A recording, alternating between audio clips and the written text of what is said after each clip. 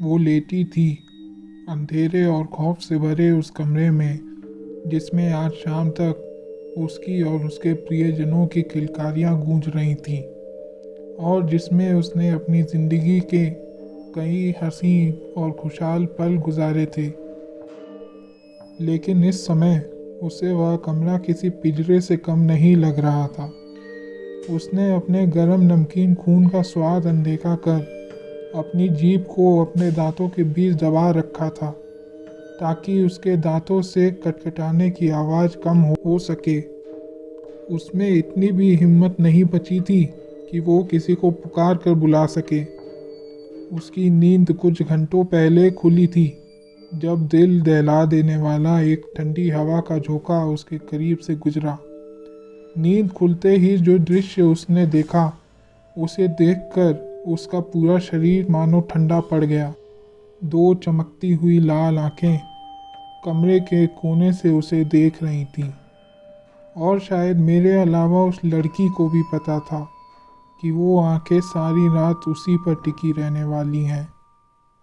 यह सिलसिला कई घंटों तक चला, लेकिन कुछ समय बाद उस लड़की की आंखें भारी होने लगीं, और देखते ही देखते वो सपनों की दुनिया में चली गई। लेकिन उसे हकीकत में वापस आने में ज़्यादा समय नहीं लगा, और लगता भी कैसे, जब आपके सीने पर आकर कोई अनजान जीव बैठ जाए और आपको घूर कर देखता रहे। उसकी आंखें खुलते ही एक अंधा कर देने वाली लाल रोशनी ने उसे आंखें वापस बंद करने पर मजबूर कर दिया।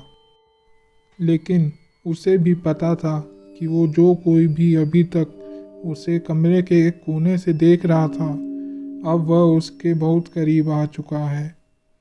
इस घटना से वह इतना डर गई कि उसके मुंह से एक दिल दहला देने वाली चीख निकल पड़ी, जो कि पूरे कमरे में गूंज रही थी।